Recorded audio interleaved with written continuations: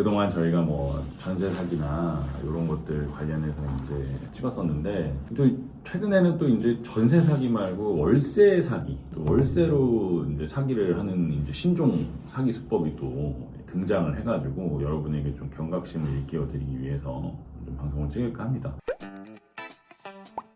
월세로 뭘 어떻게 사기를 친다는 건지 사실 의아해하시는 분들이 있을 거예요. 뭐 전세야 사실 보증금 자체가 좀 크고 그러니까 뭐 좀 사기할 만한 건덕지가 있을 것 같은데 월세는 어차피 살아나가면서 주는 거잖아요. 그러니까 이제 이게 뭐 그런 걸 가지고 사기를 칠 수 없지 않나 이렇게 생각이 되는데, 월세인 경우에도 어쨌든 약간의 보증금은 있죠. 그리고 이거 어떤 뭐냐면 소액 사기인 거예요. 근데 소액 사기인 건데 방법들을 이제 좀 알려지면은 좀 이건 예방이 가능할 것 같아서 일단은 여러분들에게 좀 알려드리고자 합니다. 그래서 최근에 이제 뭐 좀 유행하는 방식이었던 것 같고요. 뭐 공실인 그런 오피스텔 임차인이 나간 거죠 이미. 그럼 집주인분들이 좀 바쁘시니까 자기가 거기 갈 수는 없고, 공인중개사분들한테 이제 맡기면은 그나마 좋은데 그 이제 또 수수료가 아깝고 지금 직거래 플랫폼을 많이 이용을 하시거든요. 거기다 직거래 플랫폼에다 매물 올려놓고 저 뭐 보러 가도 되나요? 그러면은 이제 비밀번호를 알려줘요. 도어락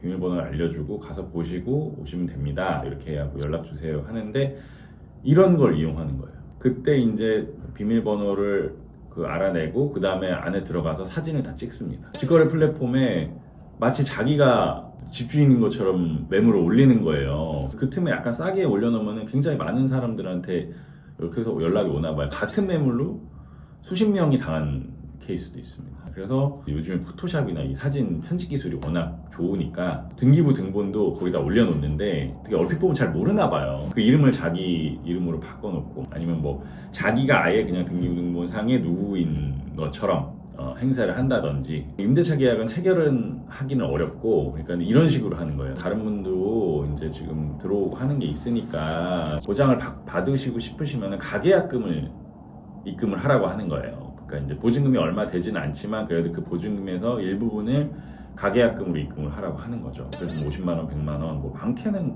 뭐 1000만 원까지도 있다고 하는데 어쨌든 가계약금 뭐 보통은 뭐 10% 뭐 이렇게 하니까 뭐 한 50만 원, 100만 원 이렇게 입금을 받은 다음에 그래서 한 10명 정도로 받으면 그래도 그것도 한 500에서 1000이 되잖아요. 뭐 실제로 이제 계약을 체결하려고 하니까 연락이 안 되고 이런 거죠. 실제 소유자를 수소문을 해봤더니 그 사람은 전혀 모르고, 그렇게 해서 이제 이런 수법이 요즘 유행을 하고 있습니다. 그래서 직거래 플랫폼 물론 이용하는 것도 좋은데 직거래 플랫폼에서 뭔가 좀 이 시세보다 좀 저렴하다 라든지 이제 뭐 이런 도어록 비밀번호를 알려주고 하는 부분에 있어서는 그분의 이제 신분을 확실하게 확인할 필요가 있어요. 근데 이게 직거래 플랫폼도 이제 젊은 분들이 그냥 잘 이용을 하다 보니까 그 등기부등본을 제대로 확인을 안 하시고 그냥 그 사람이 올려놓은 것만 본다든지 뭐 이런 경우가 있어요. 그런데 중요한 거는 여기서 인터넷 등기소에 들어가면 누구나 그 해당 집의 등기부등본을 확인할 수가 있잖아요.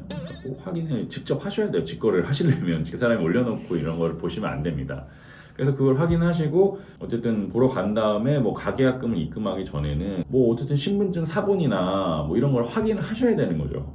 급하다고 해서 이거를 신분도 확인이 안 된 상태에서 계약금을 이게 뭐 당근 거래하는 것도 아니고, 당근 거래할 때도 솔직히 직거래 보통 선호하시잖아요. 그런데 꼭 직접 만나서 신분증을 확인하시고 등기부등본상의 소유자가 맞는지를 확인을 하셔야 되는데 그렇게 안 하시는 경우가 많은가 봐요. 그래서 이런 좀 피해가 발생을 하고 있는데 이게 또 집주인분들도 주의를 하셔야 돼요. 물론 뭐 본인 잘못은 없지만 또 귀찮아진단 말이에요. 뭐 신고 당하고 이러면 또 본인이 해명해야 되고 출석해가지고 뭐 나는 아무 모르는 일인데 경찰서 가가지고 조사 받아야 되고, 물론 뭐 본인은 혐의가 없지만 직거래 플랫폼을 이용하실 때에는 그런 비밀번호를 알려준다든지 이런 방식은 좀 지양하시는 게 좋겠고, 뭐 그 다음에 뭐 비밀번호를 어쩔 수 없이 시간이 없어서 알려줬다 그러면은 방문하시고 난 다음에는 그 비밀번호를 바꾸셔야 됩니다. 도어로 비밀번호를 바꾸시고 다시 알려주시고 이런 방식으로 해야지 잘못하면은 이용당할 수도 있고, 어쨌든 실제적으로 책임을 안 진다고 하더라도 피곤해질 수 있기 때문에 집주인분들도 좀 주의를 해주셔야 될 것 같고, 임차를 하시고자 하는 분들은 물론 당연히 자기 돈이 나가는 거니까 이게 뭐 거액이 아니고 좀 뭐 작은 오피스텔 소액이라고 해서 뭐 이렇게 함부로 뭐 급한 마음에 가계약금을 뭐 보내신다거나 이런 일을 하시면 안 됩니다.